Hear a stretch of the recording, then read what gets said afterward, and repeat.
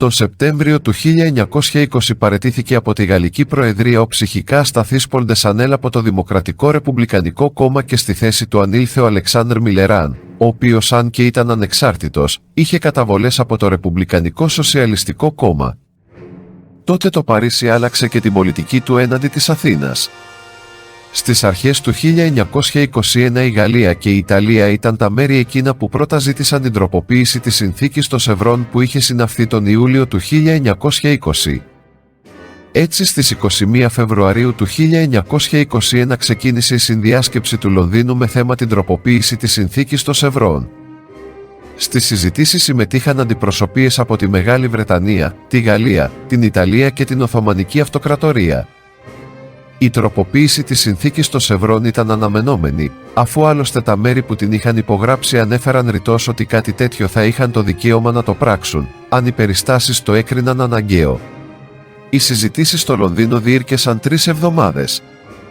Στο πλαίσιο αυτής της νέας εξωτερικής πολιτικής του Μιλεράν, ο οποίος δεν είχε καμία πρόθεση να υποστηρίξει την Ελλάδα, ζήτησε τη συμμετοχή στις διαβουλεύσεις και της αντιπροσωπείας της επαναστατικής κυβέρνησης των Τουρκών εθνικιστών του Μουσταφά Κεμάλ. Με αυτόν τον τρόπο λοιπόν, για πρώτη φορά ο Κεμάλ αναγνωριζόταν ως αρχηγός κράτους.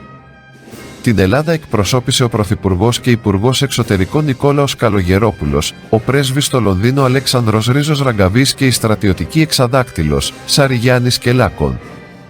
Καθοδόν για το Λονδίνο, η ελληνική αντιπροσωπεία έκανε μία στάση στο Παρίσι. Εκεί ο Καλογερόπουλος ζήτησε την υποστήριξη του Μιλεράν. Η απάντηση όμως του Γάλλου Προέδρου ήταν η αναμενόμενα λογική, δηλαδή πως έχει ως κύρια υποχρέωση να προστατέψει τα γαλλικά συμφέροντα.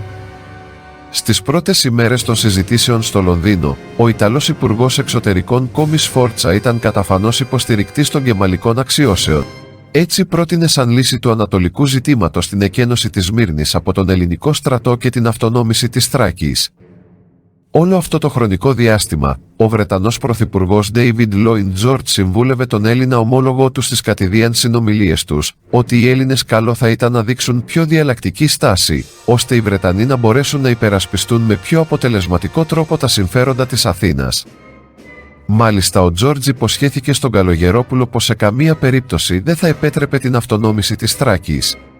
Επισήμως λοιπόν οι Βρετανοί πρότειναν την αποχώρηση του ελληνικού στρατού από τη Μικρά Ασία, ακολούθως ο λαός της Μικράς Ασίας να εκλέξει μια τοπική συνέλευση, στη θέση του αρμοστή να διοριζόταν ένας ξένος κυβερνήτης επιλεγμένος από τους συμμάχους και τέλος, ο Σουλτάνος να διατηρούσε την ονομαστική επικυριαρχία του στην περιοχή της Σμύρνης.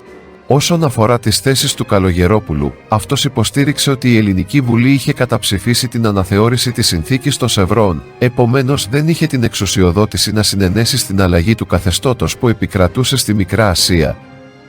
Ωστόσο, δήλωσε πως δεν θα είχε αντίρρηση στην ανάδειξη τοπικής συνέλευσης και στην ονομαστική επικυριαρχία του Σουλτάνου στη Σμύρνη. Σχετικά με την πρόταση περί αποχώρησης του ελληνικού στρατού, ο Καλογερόπουλος εξέφρασε την άποψη ότι αυτή η ενέργεια εγκυμονούσε πολλαπλούς κινδύνους για την ασφάλεια των Ελλήνων της Μικράς Ασίας, ενώ συνάμα ο αντάρτικος στρατός του Κεμάλ θα είχε την ευκαιρία να γιγαντωθεί δίχως αντίπαλο και πιθανότατα θα ανέτρεπε το Σουλτάνο από την εξουσία της Οθωμανικής Αυτοκρατορίας. Στις 12 Μαρτίου ο επικεφαλής της ελληνικής κομματικής συμπολίτευσης Δημήτριος Γούναρης μετέβη στο Λονδίνο και ξεκαθάρισε στον Τζόρτζ ότι η Ελλάδα δεν θα δεχόταν καμία τροποποίηση της συνθήκης των Σευρών με ότι αυτό συνεπαγόταν. Ωστόσο ήδη από το 1920 είχαν διαφανεί οι προθέσεις αποδέσμευσης των μεγάλων δυνάμεων από τη Μικρά Ασία. Η Γαλλία είχε στρέψει το ενδιαφέρον της προς την περιοχή της Ιεροπαλαιστίνης και η Ιταλία προς τα βόρεια παράλια της Αφρικής. Επομένως η ταχύτερη έλευση της σταθερότητας στη Μικρά Ασία με νικητή τον Κεμάλ θα ήταν η καλύτερη λύση για αυτές. Για την ώρα ο ρόλος της Οθωμανικής Αυτοκρατορίας σαν ανάχωμα στη Ρωσία δεν είχε νόημα, αφού η τελευταία είχε βυθιστεί στην εσωστρέφεια και δεν αποτελούσε ενδυνάμει κίνδυνο. Παρομοίως η Αυστρο-Ουγγαρία και το Δεύτερο Ράιχ είχαν διαλυθεί μετά από τον Πρώτο Παγκόσμιο Πόλεμο, ενώ ο Σουλτάνος είχε σχεδόν αποδυναμωθεί πλήρως, αφού οι Τούρκοι εθνικιστές κέρδιζαν ολοένα και περισσότερο έδαφος πολιτικά και στρατιωτικά. Ως εκ τούτου, Η δημιουργία ενός μελλοντικού εθνικού και ισχυρού τουρκικού κράτους με ηγέτη τον Κεμάλ θα ήταν μια καλή λύση στο ζήτημα της αντικατάστασης του Οθωμανικού αναχώματος, ενώ πλέον το παγκόσμιο ενδιαφέρον των ισχυρών στρεφόταν στη Μέση Ανατολή με την ανακάλυψη των πετρελαϊκών κοιτασμάτων και την αξιοποίησή τους ως τη νέα ενεργειακή πηγή. Για όλους αυτούς τους λόγους, οι μεγάλες δυνάμεις ήθελαν να αποδεσμευτούν από τη Μικρά Ασία το ταχύτερο δυνατόν και γι' αυτόν τον λόγο έπεισαν τον τότε Πρωθυπουργό Ελευθέριο Βενιζέλο, υπογράφοντας τη συνθήκη των Σευρών, να αναλάβει η Ελλάδα μόνη της να αντιμετωπίσει τον Κεμάλ. Εάν η Ελλάδα τα κατάφερνε, τότε οι μεγάλες δυνάμεις θα είχαν όφελος, αφού ο Σουλτάνος ήταν ουσιαστικά μαριονέτα τους και η Ελλάδα σύμμαχός τους. Εάν πάλι η Ελλάδα δεν τα κατάφερνε, ο Κεμάλ θα είχε αντικαταστήσει το ανάχωμα της Οθωμανικής Αυτοκρατορίας με ένα εθνικό τουρκικό κράτος. Τον Μάρτιο του 1921 λοιπόν, ο Τζόρτζ ρώτησε και πάλι τον Έλληνα Πρωθυπουργό, αυτή τη φορά τον Καλογερόπουλο, εάν η Ελλάδα ήταν πρόθυμη να συνεχίσει την προσπάθεια καταστολής των Τουρκών επαναστατών. Και αυτή τη φορά, αλλά με υπό πολύ πιο δυσμενείς συνθήκες για την Ελλάδα από ό,τι επικρατούσαν επί Βενιζέλου, η απάντηση του Καλογερόπουλου ήταν θετική. Σχεδόν ταυτόχρονα με τη συνδιάσκεψη του Λονδίνου, στο Παρίσι λάμβανε χώρα μία άλλη διαπραγμάτευση. Η κυβέρνηση της Γαλλίας υπέγραψε μία διμερή συμφωνία με την τουρκική αντιπροσωπεία του Κεμάλ, αναγνωρίζοντας την κυβέρνηση της Άγκυρας ως την επίσημη πολιτική αρχή της Τουρκίας.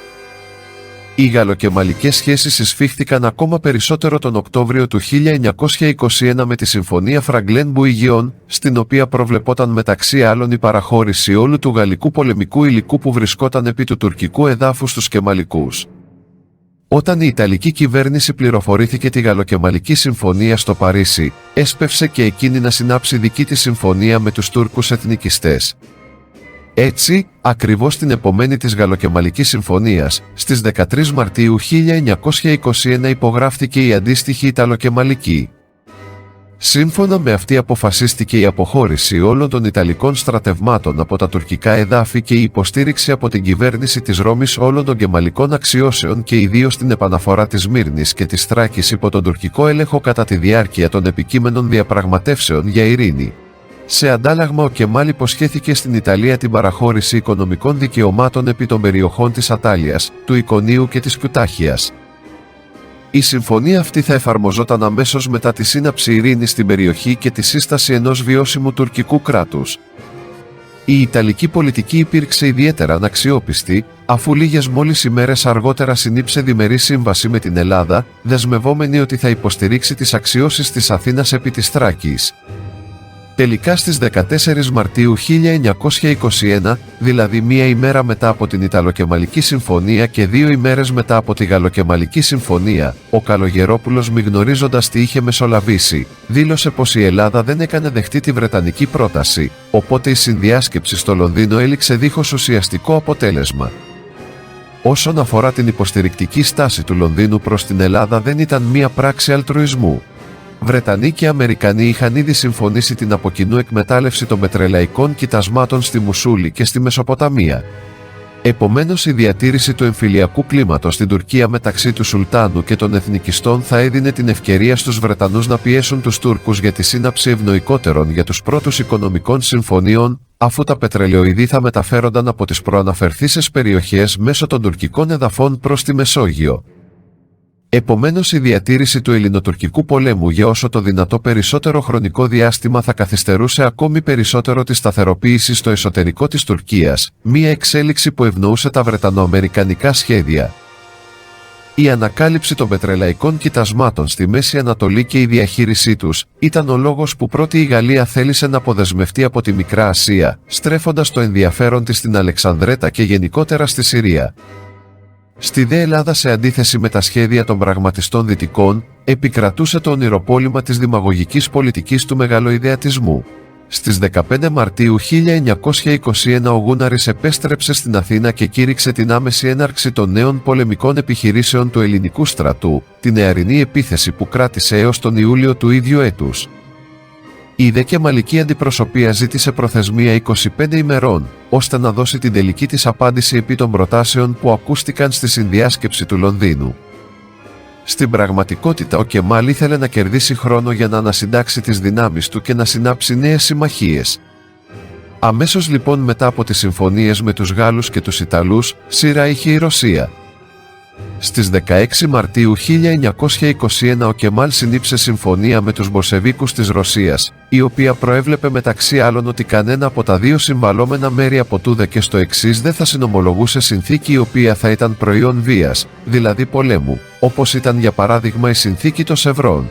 Επιπλέον, η Ρωσία δεν θα αναγνώριζε καμία συνθήκη που δεν θα είχε εγκρίνει η τουρκική Μεγάλη Εθνοσυνέλευση της Άγκυρας, ακυρώνοντας ουσιαστικά την εξουσία του Σουλτάνου. Σύμφωνα πάντα με την παραπάνω Μπολσεβικο-Κεμαλική συμφωνία, η Ρωσία αναλάμβανε να ενισχύσει με κάθε τρόπο τους Τούρκους εθνικιστές στον πόλεμό τους εναντίον των Ελλήνων, χαρακτηρίζοντας την Ελλάδα σαν όργανο διείσδυσης της Βρετανικής κεφαλαιοκρατίας.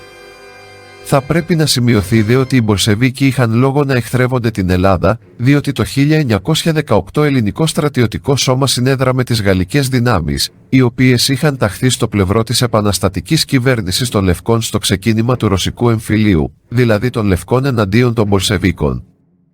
Αυτή η εντελώς αψυχολόγητη ενέργεια την οποία διέπραξε η Ελλάδα υπό τις εντολές του τότε Πρωθυπουργού Βενιζέλου ήταν και η βασική αιτία για το μένος των Μπολσεβίκων εναντίον των Ελλήνων. Επιπροσθέτως, η παραπάνω Μπολσεβικο-Κεμαλική συμφωνία του Μαρτίου του 1921 δεν ήταν η πρώτη του είδους της, αλλά η τέταρτη. Ο Κεμάλ είχε υπογράψει άλλες 3 παρόμοιες συμβάσεις με τους Μπολσεβίκους, τον Απρίλιο, τον Ιούνιο και τον Οκτώβριο του 1920. Πέρα τούτων, ο ηγέτης των Μπολσεβίκων Λένιν ανατακτά χρονικά διαστήματα ενίσχυε με πολεμικό υλικό τους Τούρκους εθνικιστές με σκοπό, όπως έλεγε, την ανακοπή της επίθεσης των Βρετανών και των Ελλήνων εισβολέων. Αυτή η μπολσεβίκικη υποστήριξη προς τον Κεμάλ δεν ήταν δίχως ανταλλάγματα. Ο Κεμάλ είχε προβεί σε σημαντικές εδαφικές παραχωρήσεις προς τη Ρωσία, κυρίως στην περιοχή του Καυκάσου. Μία από τις σημαντικότερες ήταν η παραχώρηση του γεωστρατηγικής σημασίας λιμανιού του Βατούμ, που σήμερα ανήκει στη Γεωργία. Επιπλέον, με την Μπολσεβικο-Κεμαλική συμφωνία του Μαρτίου του 1921 επιτράπηκε ο ελεύθερος διάπλους των στενών στα υπορωσική σημαία πλοία, δηλαδή πραγματοποιήθηκε, τουλάχιστον θεωρητικά, η πλέον μακραίωνη ρωσική επιδίωξη, η ελεύθερη έξοδος των Ρώσων από τη Μαύρη Θάλασσα στη Μεσόγειο. Η παραπάνω συμφωνία εξασφάλισε στον Κεμάλ τη διευθέτηση του Ανατολικού μετώπου και όσον αφορά τον πόλεμο του εναντίον των Ελλήνων, κέρδισε έναν ισχυρό σύμμαχο, που διαφαινόταν ότι θα επικρατούσε στη μετεπαναστατική Ρωσία. Όσον αφορά τους Γάλλους και τους Ιταλούς, ο Κεμάλ είχε εξασφαλίσει τη μη επιθετική τους δράση στη Μικρά Ασία, μεταφέροντας σε δεύτερο χρόνο την επίλυση των μεταξύ τους διαφορών.